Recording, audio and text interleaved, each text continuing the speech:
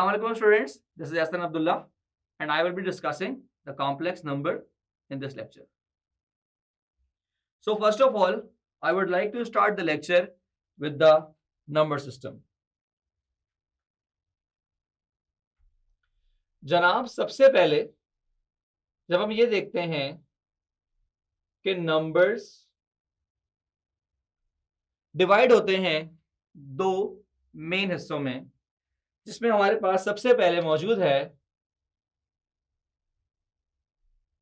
Imaginary numbers और real numbers. Normally होता क्या है कि बच्चे नंबर्स के टॉपिक को बहुत ही हल्का ले लेते हैं कि यार नंबर्स तो हमें आता है, हम तो इसमें चीते हैं। लेकिन मैं आपको ये बताऊं कि जब मैं ये ट्री मुकम्मल करूंगा तो आपको ये बात समझ में आएगी कि बहुत सारी बातें आपको नहीं पता। तो जनाब रियल नंबर्स क्या होते हैं और इमेजिनरी नंबर्स क्या होते हैं, ये हम डिस्कस करेंगे। इसमें इमेजिनरी नंबर्स क्या होते हैं हम थोड़ा आगे जाके डिस्कस करेंगे। तो जनाब रियल नंबर्स डिवाइड होते हैं मजीद इर्रेशनल नंबर्स में और रैशनल नंबर्स में। इर्रेशनल नंबर्स क्या होते हैं हम डिटेल में देखेंगे थोड़ा सा आगे जाके। फिलहाल मैं आपको रैशनल नंबर्स के बारे में बताऊंगा। रैशनल नंबर्स ऐसे नंबर होते हैं जो कि लिखे जाते हैं in the form of fraction, that is a upon b। और इर्रेशनल नंबर्स ऐसे नंबर्स होते हैं जो कि नहीं लिखे जाते हैं in the form of a upon b। मैं दोबारा से बता रहा हूं कि ये हम डिटेल में डिस्कस करेंगे आगे जाकर। अब आ जाइए रैशनल नंबर्स पे।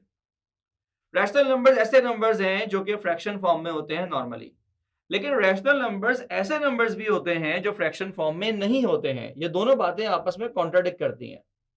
तो मैंने आपको ये बताया कि रैशनल नंबर्स ऐसे नंबर होते हैं जो फ्रैक्शन की फॉर्म में होते हैं, ठीक है, और रैशनल नंबर्स ऐसे नंबर भी होते हैं जो कि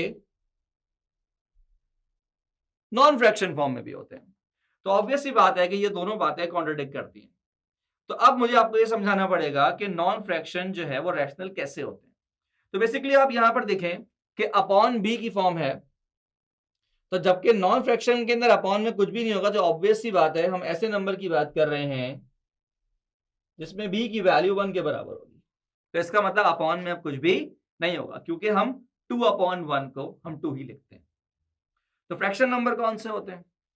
ऑब्वियस सी बात है जो कि अपॉन की फॉर्म में लिखे जाते हैं। और फ्रैक्शन नंबर मजीद डिवाइड होते हैं दो पोर्शन में, जिसमें एक है प्रॉपर फ्रैक्शन और एक है इम्प्रॉपर फ्रैक्शन। अब प्रॉपर फ्रैक्शन क्या है और इम्प्रॉपर फ्रैक्शन क्या है? वो फ्रैक्शन जो हम आम जिंदगी में रियलिस्टिकली यूज करते हैं उसको हम कहते हैं प्रॉपर फ्रैक्शन। मिसाल के तौर पे भाई, हम पिज्जा खाने गए और मेरे दोस्त ने यावर ने 8 में से 6 पीसेस खा लिए माशाल्लाह। तो अब माशाल्लाह से उसकी भूख ज्यादा थी तो उसने 8 में से 6 पीसेस खा लिए। तो अब मैं इसको बताऊंगा कैसे? मैं इसको ये बताऊंगा कि भाई Yawar has eaten 6/8 of the pizzas. तो वहां पर 8 पीसेस मौजूद थे। 8 पीसेस में से भाई साहब ने माशाल्लाह से 6 पीसेस खा लिए। तो इसका मतलब मैं रियलिस्टिकली कैसे बताऊंगा इसको? 6/8। बट मैं ऐसा नहीं कह सकता कि Siddiq has eaten 9/5 of the pizza. तो रियलिस्टिकली ये पॉसिबल नहीं है। भाई ऐसा कैसे हो सकता है कि 5 पीसेस में से उसने 9 पीसेस खा लिए? ऐसा रियली पॉसिबल नहीं है। तो इम्प्रॉपर फ्रैक्शन हम यूज तो करते हैं, लेकिन रियल लाइफ में हम उसको नहीं समझा सकते कि कैसे करेंगे। 9/5 is rather 2 whole number, in fact sorry 2 whole number नहीं बल्कि ये होगा 1 होल नंबर। 4/5 1 होल नंबर 4/5 का मतलब है कि एक हिस्सा पूरा और 5 में से 4 हिस्से। जैसे मिसाल के तौर पे एक पिज्जा है, उसके 5 पीसेज हैं, तो उसमें से हमने यूज कर लिए हैं 4 पीसेस। 1 2 3 4। तो बेसिकली ये क्या है बेटा? 4/5। तो इसका मतलब है 5 में से 4 हिस्से यूज हो गए। तो प्रॉपर फ्रैक्शन वो फ्रैक्शन होते हैं जो हम आम जिंदगी में यूज करते हैं, और इम्प्रॉपर फ्रैक्शन वो होते हैं जो हम आम जिंदगी में यूज नहीं कर सकते। इनफैक्ट यूज तो करते हैं लेकिन हम उसको डिस्क्राइब नहीं कर सकते। फॉर एग्जाम्पल, और एग्जाम्पल देते हैं आपको, जैसे कि 8/3। प्रॉपर में एग्जाम्पल दें आपको, जैसे कि 2/5 एंड सो ऑन। तो जनाब रैशनल नंबर में मैंने आपको बताया कि फ्रैक्शन वाले भी होते हैं और नॉन फ्रैक्शन वाले भी होते हैं। तो अब आपको समझ में आ रहा है कि नंबर्स में कितनी सारी चीजें होती हैं जो हमें कभी जिंदगी में पता ही नहीं थी।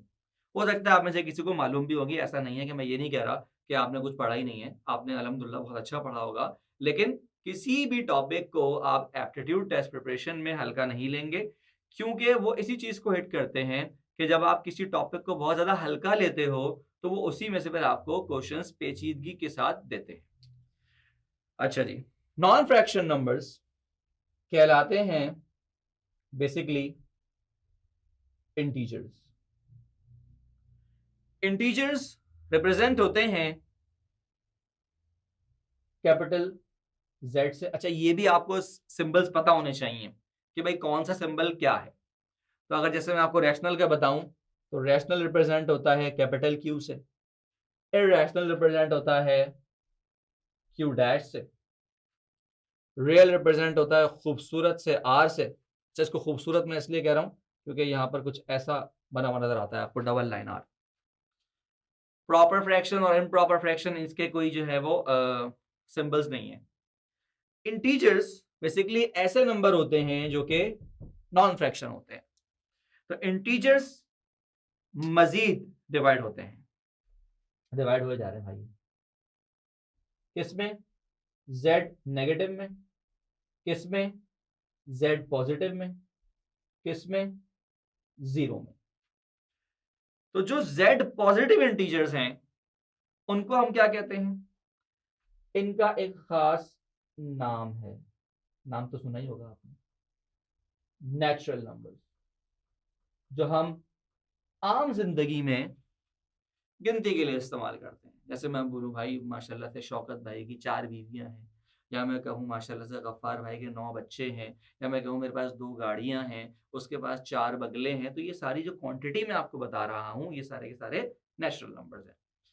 अगर मैं कंबाइन कर दूं जीरो को नेचुरल नंबर्स के साथ तो जनाब ये कहलाता है होल नंबर्स। अब होल नंबर्स की क्या जरूरत पड़ी भाई? अब मिसाल के तौर पे मैं कोई इन्वेंट्री मेंटेन कर रहा हूँ, मैंने कहा कि भाई मेरे पास फ्रूट की इन्वेंट्री मैंने मेंटेन करनी है। यहाँ भी आम कितने रह गए, यहाँ भी सेब कितने रह गए, यहाँ भी केले कितने रह गए। मिसाल के तौर पे हमने सारे के सारे केले खा लिए, तो अब ऑब्वियस सी बात है मुझे वहाँ इन्वेंट्री तो मेंटेन करनी है ना, मुझे वहाँ बताना पड़ेगा कि हाँ भाई केले खत्म हो गए। तो अब मैं वहाँ क्या लिख दूँ? खत्म हो गए? वहां ये नहीं लिखूंगा, वहां मैं नंबर लिखूंगा कि देयर आर 0 केलास left, in fact there are 0 bananas left. ठीक है, तो होल नंबर्स किसी भी चीज की काउंटिंग रखने के लिए अपने पास कि भाई कितना बाकी रह गया, कितना खर्च हो गया, इसलिए हम होल नंबर्स को इस्तेमाल करते हैं। नेचुरल नंबर्स रिप्रेजेंट होते हैं कैपिटल एन से, होल नंबर रिप्रेजेंट होते हैं कैपिटल डब्ल्यू से। अब आगे बढ़ते हैं हम नेचुरल नंबर्स पे, और नेचुरल नंबर से पहले मैं आपको बताता चलूं इंटीजर की मजीद शाखें। तो जनाब ये मजीद डिवाइड होते हैं इंटीजर्स इवन नंबर्स में और ऑड नंबर्स में। तो क्या आप बता सकते हैं इवन नंबर्स क्या हो सकते हैं? हाँ भाई बताइए, इवन नंबर्स क्या होते हैं? तो इवन नंबर्स क्या होते हैं? बेसिकली वो नंबर्स होते हैं जो 2 के टेबल में आते हैं, जो 2 से डिविजिबल होते हैं। तो यहां मैं लिख सकता हूं कि even numbers are those numbers divisible by 2। so obviously जो odd numbers हैं वो divisible by 2 नहीं होंगे, तो मैं लिखूंगा numbers not divisible by 2। अब आ जाते हैं हम नेचुरल नंबर्स पे। जनाब नेचुरल नंबर्स डिवाइड होते हैं प्राइम नंबर्स में, 1 में और कॉम्पोजिट नंबर्स में। तो प्राइम नंबर्स क्या होते हैं भाई? प्राइम नंबर्स ऐसे नंबर होते हैं जो सिर्फ और सिर्फ अपने टेबल में आते हैं, किसी और के टेबल में आते ही नहीं है। तो हम यहाँ पर इसकी प्रॉपर्टीज लिख सकते हैं कि प्राइम नंबर्स ऐसे नंबर्स होते हैं जो कि डिविजिबल बाय 1 होते हैं, ठीक है। और प्राइम नंबर्स ऐसे नंबर होते हैं जो कि डिविजिबल बाय इटसेल्फ होते हैं, जो सिर्फ अपने आप से डिवाइड होते हैं या फिर सिर्फ 1 से डिवाइड होते हैं। फॉर एग्जाम्पल बताते हैं आपको प्राइम नंबर्स की। अगर मैं आपको एग्जाम्पल दूं तो जनाब 2, 3, 5, 7 एंड सो ऑन, तो ये किसी और के टेबल में नहीं आते, ये सिर्फ और सिर्फ अपने टेबल में आते हैं या 1 के टेबल में आते हैं। अब आ जाओ भाई कॉम्पोजिट नंबर पे। तो कॉम्पोजिट नंबर क्या होते हैं? तो अब बच्चे इसमें फजूल में ना लंबी करते हैं, डेफिनेशन देना शुरू कर देते हैं। सर वो नंबर जो डिविजिबल बाय 1 होते हैं, जो डिविजिबल बाय इटसेल्फ होते हैं और डिविजिबल बाय अदर नंबर्स भी होते हैं। भाई लंबी करने की क्या जरूरत है, सिंपल बोल दो जो प्राइम नहीं होते। तो यहाँ पर सबसे आसान डेफिनेशन क्या होगी कॉम्पोजिट के लिए? जो नॉट प्राइम होते हैं। लंबी करने की जरूरत ही नहीं है, आपको समझ में भी आ जाएगा आराम से। जो प्राइम नहीं है उसका क्या नाम क्या रखा हमने? Composite number. तो जनाब कॉम्पोजिट नंबर कौन कौन से? लेट सपोज भाई 4 है, 9 है, 12 है। अब ये अपने टेबल में भी आते हैं, क्यों दूसरे नंबरों के टेबल में भी आते हैं, तो ऑब्वियस सी बात है ये प्राइम नहीं होते। क्यों? क्योंकि प्राइम दो बातों को फॉलो करता है कि डिविजिबल बाय 1 भी होता है और डिविजिबल बाय इटसेल्फ भी होता है। तो कॉम्पोजिट नंबर क्या होता है? जो डिविजिबल बाय 1 भी है, डिविजिबल बाय इटसेल्फ भी है, लेकिन पेट नहीं भरा इसका, ये अब किसी और से भी डिवाइड होगा। तो आप 4 को देखो, 1 से डिवाइड होता है, होता है। 4 से डिवाइड होता है, होता है, लेकिन 2 के टेबल में भी आता है। इसी तरीके से 9 3 के टेबल में भी आता है, 12 2 के टेबल में भी आ रहा है, 3 के टेबल में भी आ रहा है, 4 के टेबल में भी आ रहा है। तो ये सारे के सारे कॉम्पोजिट नंबर्स हैं। अब आ जाते हैं हम 1 पे। 1 का क्या इशू है? 1 ये कहता है कि भाई डिविजिबल बाय इटसेल्फ है, ऑब्वियस सी बात है। अब इसमें मैं ये कहूं कि भाई 1 जो है वो डिविजिबल बाय 1 भी है और डिविजिबल बाय इटसेल्फ भी है। ये तो दो अलग बातों को मैं एक ही बात को दो अलग बातों से बताने की कोशिश कर रहा हूं। जैसे कि मैं कहूं कि मेरा नाम एहसन है और मेरा नाम मैं भी है, तो ऐसा तो नहीं हो सकता ना। मैं या तो ये कहूंगा कि एहसन मेरा नाम है, मैं ये तो नहीं कहूंगा क्योंकि मैं अपने आप को मैं से मुखातिब करता हूं तो मेरा नाम मैं भी है। तो यहां पर बेसिकली यही बात है कि ये दोनों बातें यहां पर मैं अलग अलग करके नहीं कह सकता। क्यों नहीं कह सकता? क्योंकि ऑलरेडी डिविजिबल बाय वो इटसेल्फ में बात पूरी हो रही है। तो जनाब ये था हमारा नंबर सिस्टम जो कि मैंने डिटेल में आपसे डिस्कस किया। इररेशनल नंबर में कुछ चीजें मजीद हैं जो कि मैं आपसे डिस्कस करता हूं।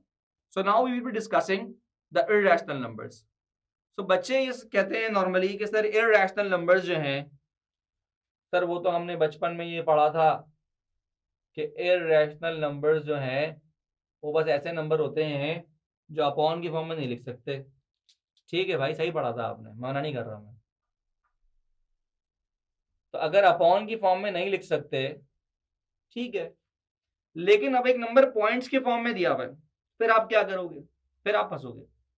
तो हम ये कहते हैं कि वो नंबर जो रूट में लिखा हुआ है वो बेसिकली इररेशनल नंबर है, ठीक है।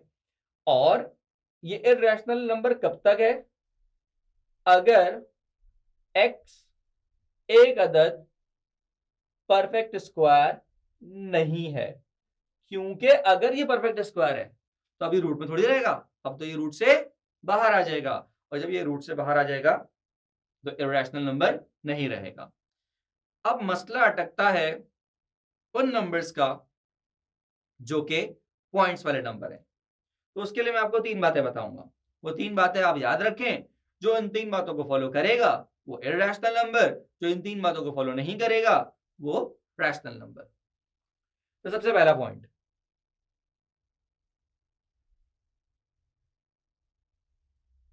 Number with point. बहुत ही खराब इंग्लिश लिखी है मैंने। मैथमेटिकली इसको कहते हैं हम डेसिमल नंबर। तो ऐसा नंबर जो डेसिमल नंबर हो। दूसरी बात, कंटिन्यूअस हो, रुक ही नहीं रहा भाई, जाए जा रहा है, जाए जा रहा है। अच्छा जी, तीसरी बात, नॉन रेकरिंग।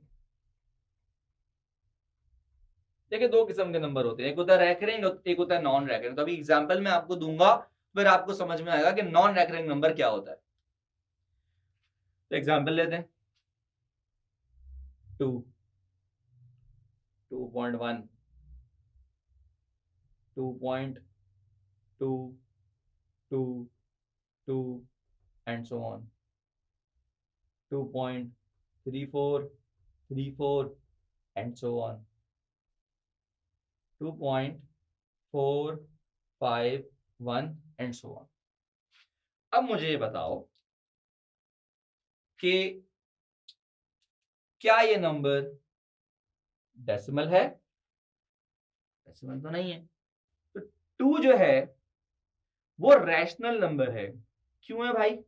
पहली बात ये पहली बात ये कि 2 डेसिमल नंबर है ही नहीं। जब डेसिमल नंबर है ही नहीं तो तीनों बातें तो फिर चेक करने की जरूरत ही नहीं है। अब आ जाओ भाई 2.1 पे। अब 2.1 माना कि डेसिमल नंबर है। दूसरी बात को देखो, क्या कंटिन्यूअस है? कंटिन्यूअस नहीं है। तो इसका मतलब जब दूसरी बात भी पूरी नहीं हो रही तो अभी भी ये रैशनल नंबर ही है। अब 2.2, 2, 2, 2, 2, 2, अब ये ना 2 जो है चलता जा, तो ये डेसिमल नंबर तो है और कंटिन्यूअस भी है। लेकिन तीसरी बात देखो, नॉन रेकरिंग। नॉन रेकरिंग से क्या मुराद है? पहले रेकरिंग नंबर समझो। रेकरिंग निकला है री अकरिंग से। अगर एक नंबर बार बार आता रहे, अगर एक पैटर्न बार बार आता रहे तो उसको हम कहते हैं रेकरिंग। तो 2.2222 में नंबर जो है बार बार आ रहा है तो बेसिकली वो रेकरिंग नंबर है। मुझे चाहिए नॉन रेकरिंग नंबर, तो ये भी रैशनल हो गया।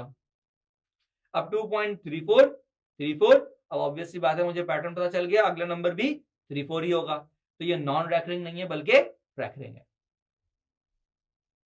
अब इसी तरीके से जब मैं 2.451 को कहता हूं तो अब मुझे नहीं पता, ना आपको पता है भाई, आपको भी नहीं पता कि 1 के बाद अब नंबर कौन सा आएगा।